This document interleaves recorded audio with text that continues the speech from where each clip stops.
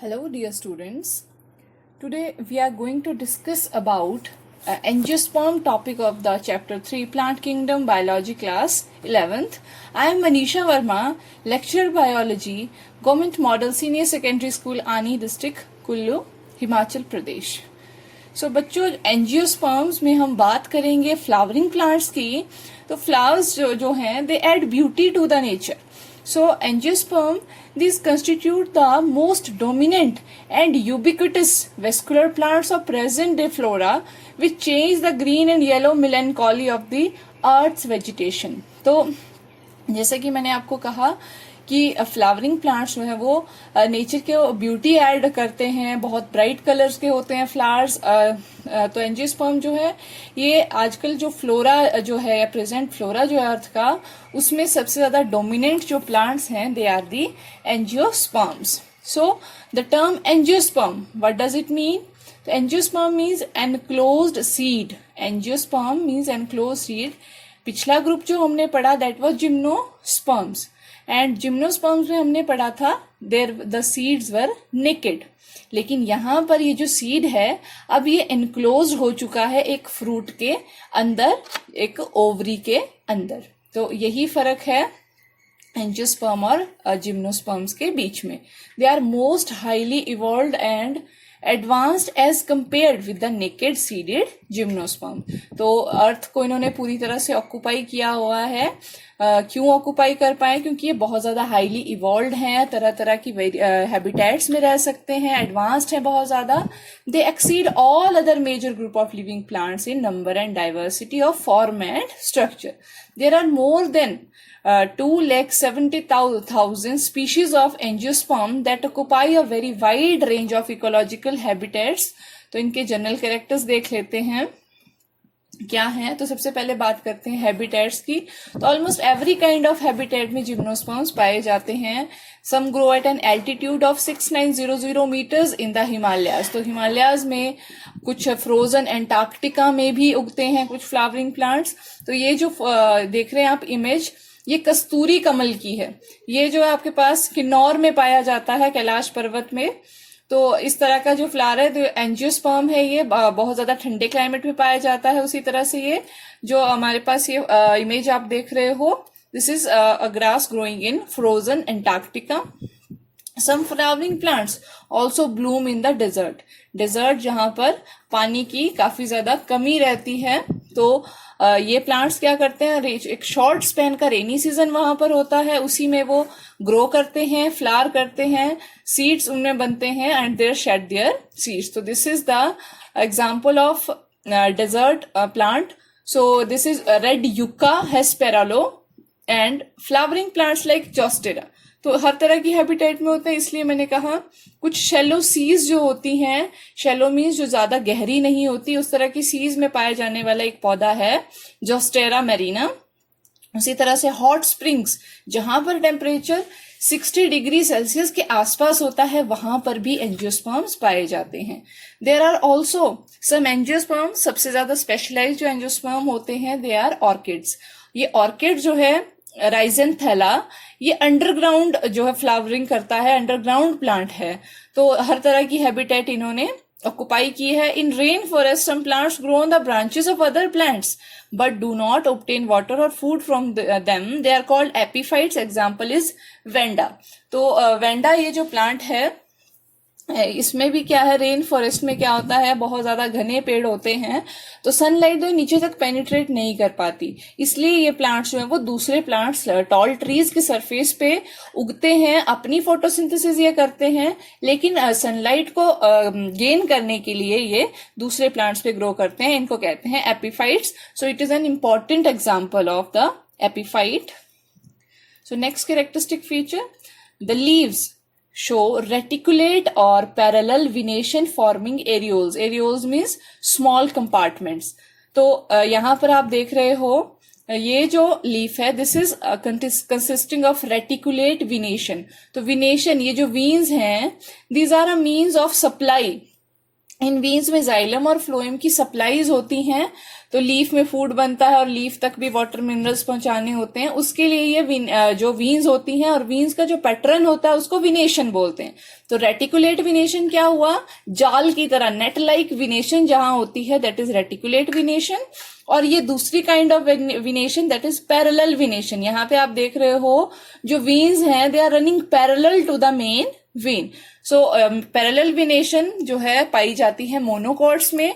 आपने पढ़ा होगा एंजियोस्पर्म दो तरह के होते हैं, dicots and monocots on the basis of cotyledons in the seed. So ये मोनोकॉट की लीफ है और ये डाइकॉट की लीफ है। उसी तरह से इनके जाइलम और फ्लोएम की अगर हम बात करें तो ट्रू वेसल जो है they are present in xylem of angiosperm.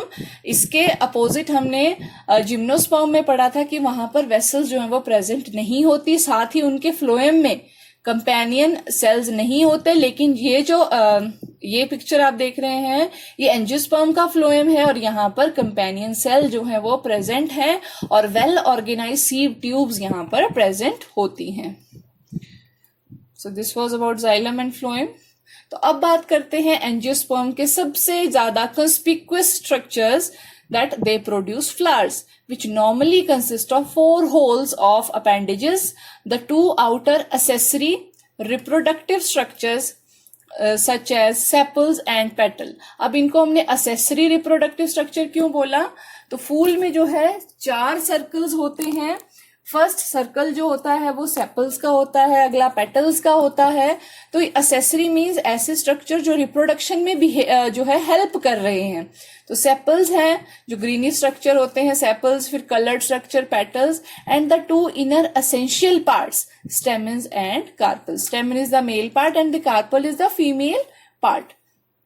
So here you can see in this flower, the flowers produce their reproductive structure in flowering plants produce their reproductive structures in the flower.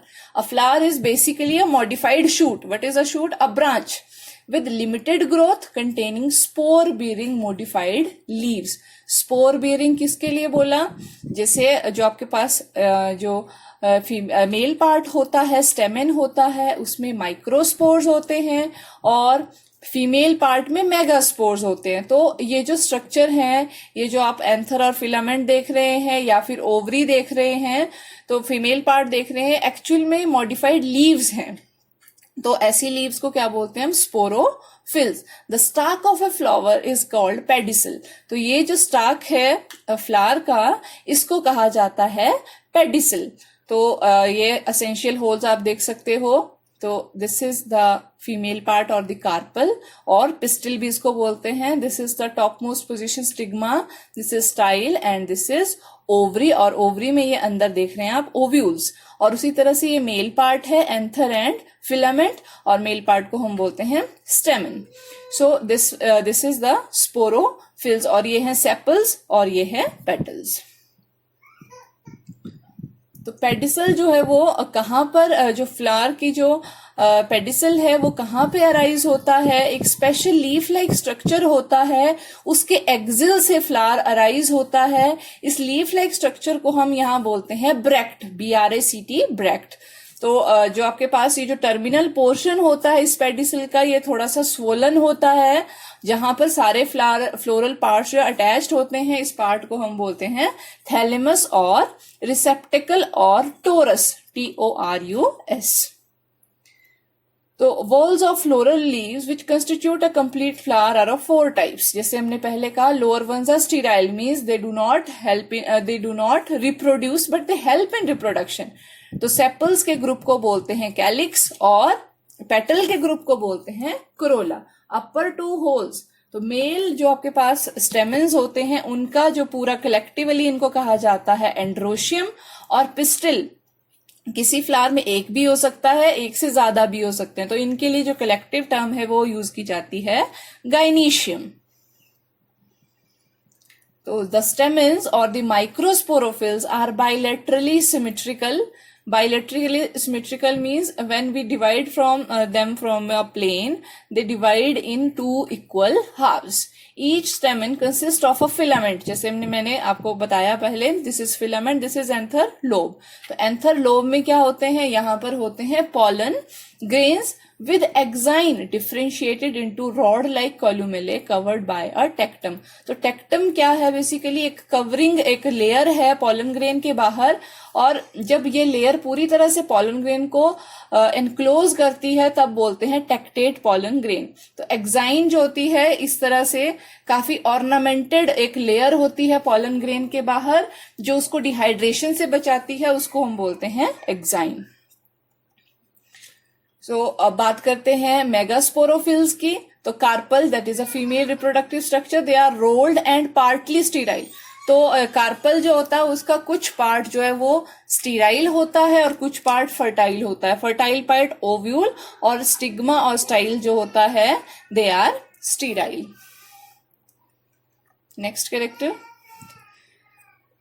अब जो female gametophyte होता है, तो male gametophyte जो होता है angiosperm में वो तो होता है पॉलन.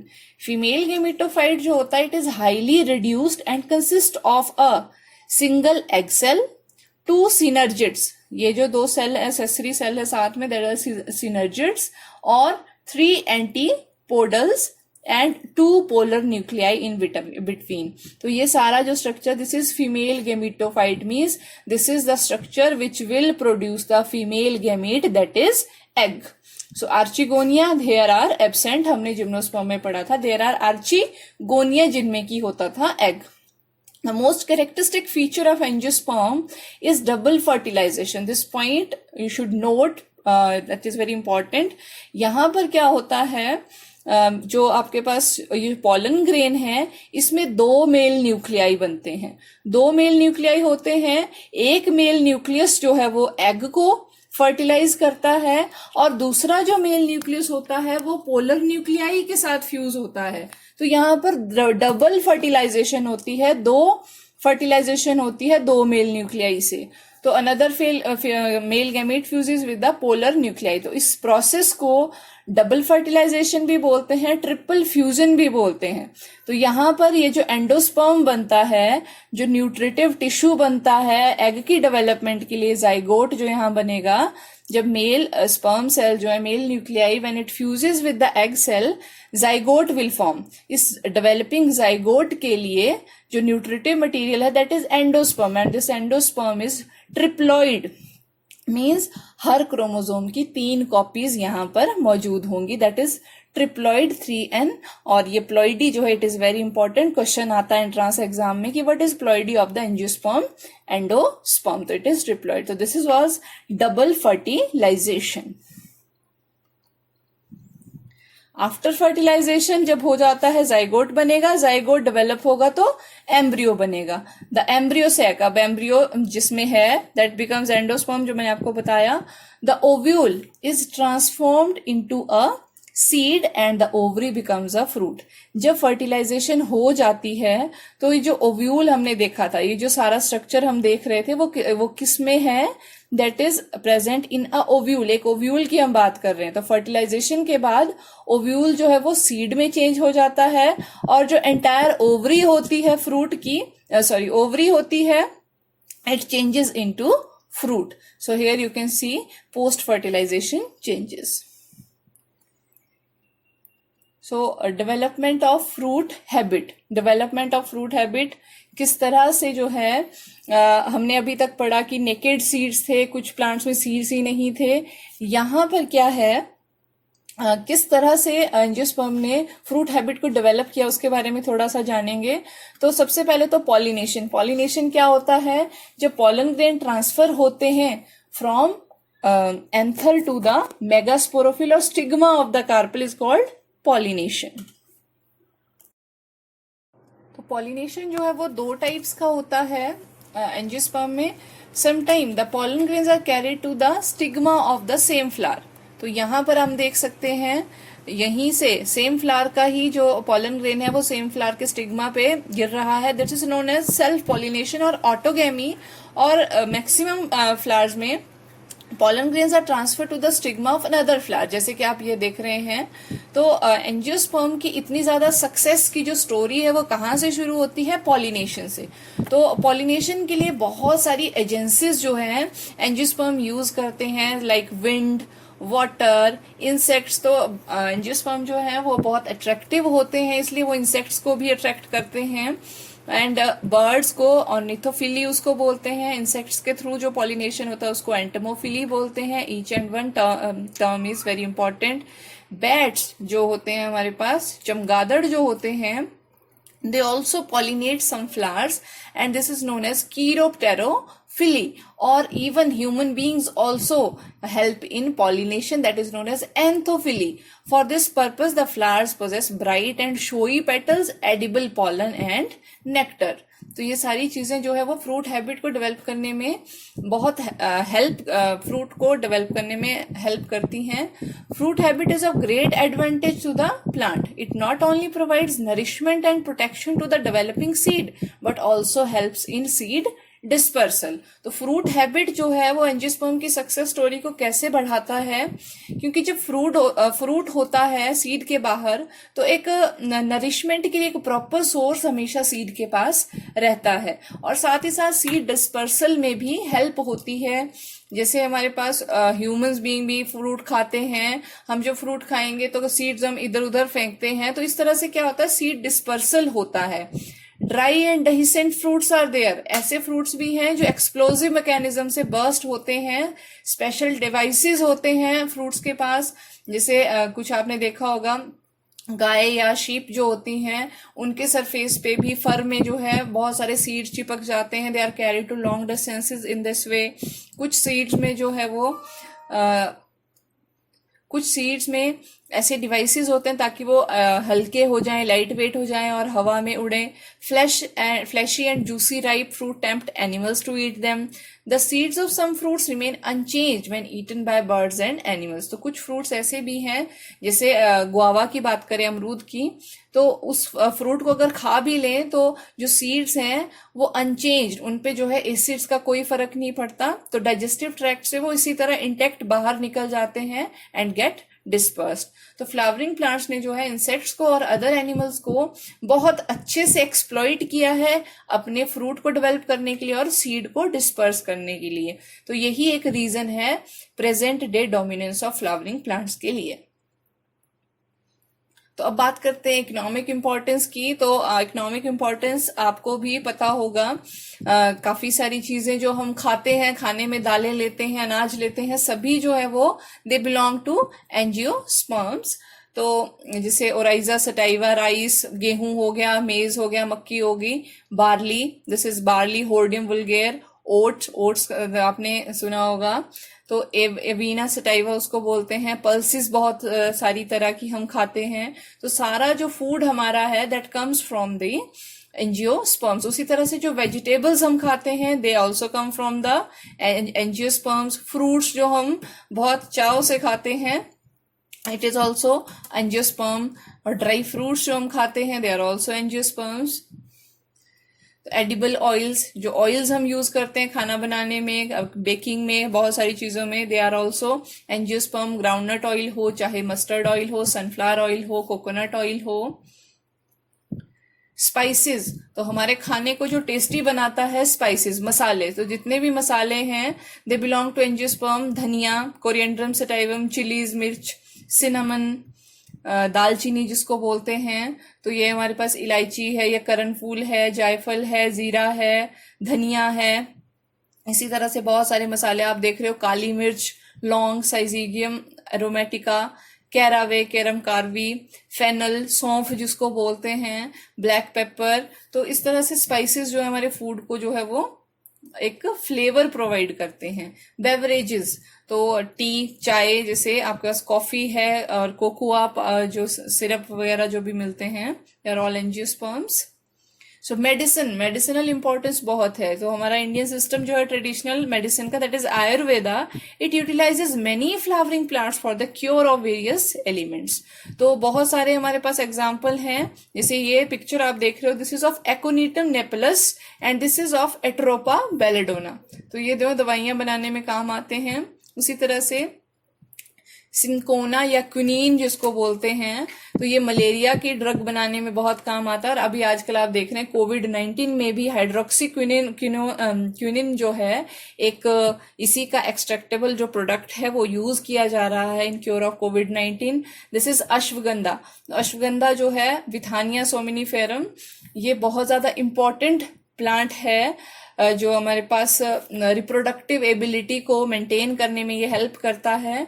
तो ये प्लांट आपने आसपास देखा भी होगा, तो इस तरह के प्लांट को कंजर्व करें, इनको घास समझ के उखाड़ ना फेंके। तो टिम्बर, जितना भी फर्नीचर बनता है एंजियोस्पर्म से, जो अच्छी क्वालिटी का जिम्नोस्पर्म से भी फर्नीचर बनता है, लेकिन ये टीक है, this is also used for making furniture. Oak, Quercus alba, और ये दूसरा ये जो ट्री साथ में देख रहे हो दिस इज साल ट्री। उसी तरह से this is oak tree and this is sheesham. This is oak tree and this is sheesham tree. और शीशम का जो फर्नीचर था सबसे ज्यादा महंगा और सबसे ज्यादा ड्यूरेबल होता है। सो फाइबर्स, बहुत तरह के फाइबर्स हमको एंजियोस्पर्म से मिलते हैं। Textile fibres are obtain from gossypium, that is cotton. Rough fibres are obtain from flax, linum, usitatissimum, this is flax. This is hemp, भांग के बारे में आपने सुना होगा। Sunn hemp, this is crotalaria juncea. और उसी तरह से रोप्स बनाने के लिए और गनी बैग्स बनाने के लिए यूज होता है। जूट जो है जिसके थैले वगैरह बनते हैं, ये कॉर्कोरस जो है इससे ये ऑब्टेन किया जाता है। हस्क ऑफ अनराइप कोकोनट, नारियल का जो कॉयर होता है वो भी यूज किया जाता है। तो अदर बहुत सारी यूजफुल आर्टिकल की लिस्ट है, आप अपने आसपास से भी लिस्ट बना सकते हो, इकोनॉमिक इंपॉर्टेंस देख सकते हो। शुगर, केन से शुगर जो है शुगर बीट से जो है एक्सट्रैक्ट किया जाता है। इसी तरह से बहुत सारे ऑर्नामेंटल्स जो हैं, फ्लावर जो है हम अपने गार्डन्स में लगाते हैं। तो this was all about the economic importance of the angiosperm. अब हम बात करेंगे different patterns of life cycle in different plants. जो अलग अलग तरह के प्लांट्स हैं उन सभी में जो पैटर्न होता है लाइफ साइकिल का वो अलग अलग होता है। मैंने एक एक वीडियो में डिस्कस भी किया है, लेकिन यहाँ मैं अलग से डिस्कस कर रही हूँ। तो first is haplontic life cycle. तो हैप्लॉन्टिक लाइफ साइकिल में क्या होता है, जो मेन जो वेजिटेटिव प्लांट बॉडी होती है वो हैप्लॉइड होती है, और ये क्या करती है, it produce male and female gamete. तो इसीलिए इसको बोलते हैं gametophyte. Haploid phase means each chromosome has only one copy. There is no meiosis at time of gamete formation. The male and female gamete fuse to form zygote. तो ये gametophyte है, ये mail और फीमेल गैमीट बनाएगा, उनका syngamy होगा, fusion होगा और बनेगा जाइगोट। तो this is the lone diploid stage in the whole life cycle of the plant. इस जाइगोट में मियोसिस होगा और फिर से हैप्लॉइड स्पोर्स बनेंगे। ये स्पोर जर्मिनेट होंगे और फिर से गैमीटोफाइट बना देंगे। तो हमने देखा कि लाइफ का जो मेन फेज था दैट वाज हैप्लॉइड, इसलिए इस तरह का जो लाइफ साइकिल होता है उसको हम बोलते हैं हैप्लॉन्टिक लाइफ साइकिल। बहुत इंपॉर्टेंट टर्म्स हैं ये from entrance points of view. तो एग्जाम्पल इनमें कुछ है हमारे पास, एल्गी, स्पाइरोगायरा, यूलोथ्रिक्स, क्लेमाइडोमोनास, इडोगोनियम। तो इनमें क्या होता है, हैप्लॉन्टिक लाइफ साइकिल होता है। तो दूसरा जो टाइप है that is diplontic life cycle. तो diplontic life cycle is exactly opposite of the haplontic. यहां पर आप क्लियरली देख सकते हो, यहां पर जो मेन वेजिटेटिव प्लांट बॉडी होती है इट इज डिप्लॉइड। तो यहां पर आप देख रहे हो डिप्लॉइड फेज जो होता है it is dominating. Meiosis occur at the time of sexual reproduction during the formation of gametes, because gametes always need to be haploid. तो ये स्पोरोफाइट, तो जो डिप्लॉइड, अगर main vegetative plant body diploid होती है तो उसको स्पोरोफाइट बोलते हैं। तो ये जो स्पोरोफाइट है डिप्लॉइड होता है जब मेल और फीमेल गैमीट बनने हैं। एग्जाम्पल पॉलन ग्रेन और एग बनना है, जैसा एंजियोस्पर्म में हमने देखा। तो उस टाइम क्या होगा, फिर गैमीट बनने के टाइम पर होगी मियोसिस। जो मियोसिस होती है उसमें जो हमारे पास क्रोमोसोम नंबर होता है डॉटर सेल्स में वो हाफ हो जाता है। तो 2n से जो यहाँ पर जो क्रोमोसोम नंबर बचा वो है n। अब अब मेल और फीमेल गैमीट जो है वो फिर से फ्यूज हो जाएंगे, जाइगोट बनेगा, डिप्लॉइड फेज हो जाएगा। तो यहाँ पे आप देख रहे हो हैप्लॉइड फेज बहुत ही शॉर्ट ड्यूरेशन का है। तो जिम्नोस्पर्म और एंजियोस्पर्म जो होते हैं उनमें इस तरह का लाइफ साइकिल देखने को मिलता है, जिसको हम बोलते हैं डिप्लॉन्टिक लाइफ साइकिल। फिर थर्ड टाइप जो लाइफ साइकिल का है दैट इज डिप्लोहैप्लॉन्टिक या हैप्लोडिप्लॉन्टिक भी इसको बोलते हैं। तो यहां पर क्या होता है, जो फेज ये होता है गेमिटोफिटिक फेज और स्पोरोफिटिक फेज, हैप्लॉइड और डिप्लॉइड फेज लगभग बराबर ड्यूरेशन के रहते हैं। तो ऐसे प्लांट्स में जो लाइफ साइकिल है उसको हम बोलेंगे डिप्लोहैप्लॉन्टिक लाइफ साइकिल और हैप्लोडिप्लॉन्टिक लाइफ साइकिल। तो there are two distinct generation of almost equal duration. Gametophytic plants are haploid. तो सबसे पहले क्या होगा, एक डिप्लॉइड स्पोरोफाइट होता है, उसमें क्या बनता है, उसमें मियोसिस होती है, स्पोर्स बनते हैं। अब ये स्पोर्स जो है वो जर्मिनेट होते हैं। जब ये जर्मिनेट होते हैं तब इनमें लगते हैं मेल और फीमेल सेक्स ऑर्गन्स, और उसमें लगते हैं, फिर उसमें बनता है एग और स्पर्म, फिर वो फ्यूज होता है, फिर जाइगोट बनता है, उसके बाद जाइगोट जर्मिनेट होकर के डेवलप होकर के क्या बनाता है, स्पोरोफाइट। तो यहाँ पर दोनों ही जो है वो काफी इक्वल लंबी ड्यूरेशन तक एग्जिस्ट करते हैं। तो इस तरह के लाइफ साइकिल को बोलते हैं हैप्लोडिप्लॉन्टिक या डिप्लोहैप्लॉन्टिक। तो कुछ एल्गी हमारे पास है जिनमें ऐसा होता है, अल्वा, क्लेडोफोरा, एक्टोकार्पस, डिक्टियोटा। और मेनली अगर पूछा जाए तो डिप्लोहैप्लॉन्टिक जो लाइफ साइकिल होता है it exist in bryophytes and pteridophyte, where the gametophytic and sporophytic phase are of almost equal duration. So these type of life cycles, these are very important. So this was all about angiosperm and life cycle patterns.